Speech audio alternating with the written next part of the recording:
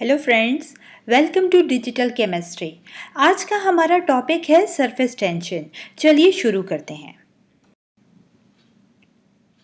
Friends, जैसे कि आप देख सकते हैं कि पानी का ये ग्लास एक लिमिट से ज़्यादा भरा हुआ है, लेकिन फिर भी पानी बाहर नहीं गिर रहा। ऐसा क्यों है? वाटर ड्रॉपलेट आखिर स्फेरिकल शेप का क्यों होता है? इंसेक्ट्स को तो अक्सर आपने पानी पर वॉक करते देखा होगा। क्या आप जानते हैं कि अगर पानी में नीडल जेंटली रखी जाए तो वो फ्लोट करती है? फ्रेंड्स, याद रखें कि इन तमाम का जो सीक्रेट है वो है सरफेस टेंशन। सरफेस टेंशन को बेहतर तौर पर समझने के लिए चलें डिस्कस करते हैं लिक्विड मॉलिक्यूल्स की डायग्राम को। यहाँ कंटेनर में हमारे पास लिक्विड के मॉलिक्यूल्स हैं और इन मॉलिक्यूल्स को वाइट सर्कल से डिनोट किया गया है, जबकि रेड एरो और पर्पल एरो जो हैं ये डिनोट कर रहे हैं फोर्स ऑफ अट्रैक्शन को बिटवीन द मॉलिक्यूल्स के दरमियान। ठीक है, ये पर्पल एरोज हमें डिनोट कर रहे हैं। अगर आप सेंटर में देखें तो एक मॉलिक्यूल का मैंने डिनोट करवाया है यहाँ पर जो पर्पल एरोज हैं ये इसके इर्द गिर्द जो फोर्स ऑफ अट्रैक्शन है इसको डिनोट कर रहे हैं, जबकि जो हमारे पास और मॉलिक्यूल्स हैं उनके दरमियान जो फोर्स ऑफ अट्रैक्शन मौजूद है वो रेड एरो से डिनोट की गई है।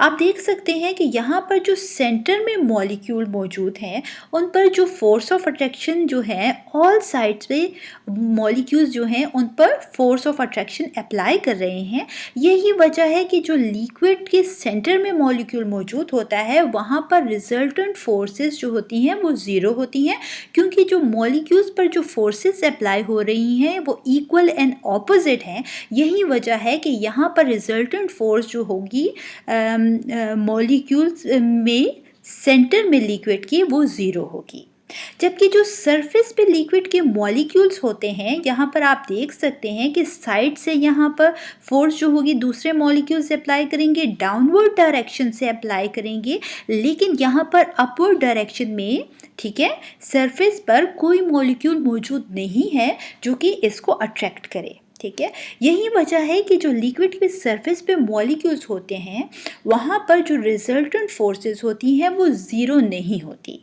ठीक है, क्योंकि यहाँ पर अगर आप मॉलिक्यूल की अपर साइड पर देखें तो कोई दूसरा मॉलिक्यूल मौजूद नहीं होता लिक्विड का जो कि ये फोर्सेस को इक्वल एंड ऑपोजिट करे। ठीक है, यही वजह है कि लिक्विड की सरफेस पे जो मॉलिक्यूल्स होते हैं यहाँ पर जो रिजल्टेंट फोर्सेस होती हैं वो ज़ीरो नहीं होती।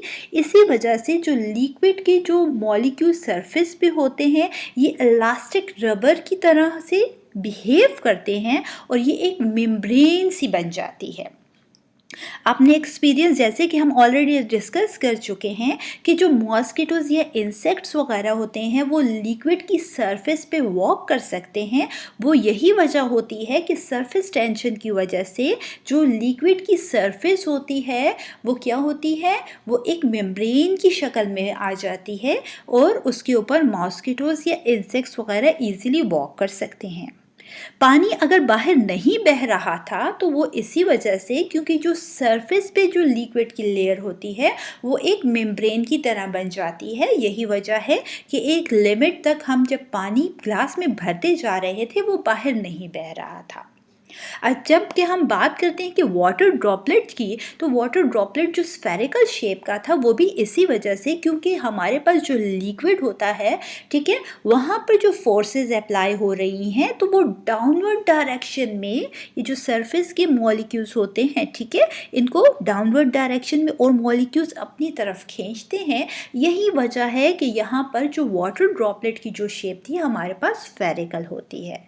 ठीक है, फिर जैसे कि हमने बात की कि वाटर की सरफेस पे अगर नीडल को हम रखते हैं तो वो फ्लोट करती है, तो यहाँ पर भी सरफेस टेंशन की वजह से जो वाटर की सरफेस की लेयर होती है वो एक मेम्ब्रेन की तरह बन जाती है और नीडल जो है इजीली उस पर फ्लोट करती है। चलिए जानते हैं कि सरफेस टेंशन की डेफिनेशन क्या कहती है। Stretching of the liquid surface due to the net downward force is called surface tension. हम ऑलरेडी डिस्कस कर चुके हैं कि जो लिक्विड में सरफेस मॉलिक्यूल्स होते हैं, ठीक है, तो वो जो होता है उनको साइड से दूसरे मॉलिक्यूल्स जो होते हैं अट्रैक्ट कर रहे होते हैं। डाउनवर्ड डायरेक्शन में मॉलिक्यूल्स जो होते हैं सरफेस के मॉलिक्यूल्स को अट्रैक्ट कर रहे होते हैं। यही वजह है कि लिक्विड की जो सरफेस के मॉलिक्यूल्स होते हैं वो स्ट्रेच हो जाते हैं due to the downward force of attraction की वजह से। और यही हमारे पास जो स्ट्रेचिंग होती है लिक्विड की सरफेस की, इसको हम सरफेस टेंशन कहते हैं। या फिर सरफेस टेंशन को कुछ इस तरीके से भी हम डिफाइन कर सकते हैं, the work done in increasing the unit area of the liquid surface is called surface tension. Don't forget to like, share and subscribe my channel Digital Chemistry.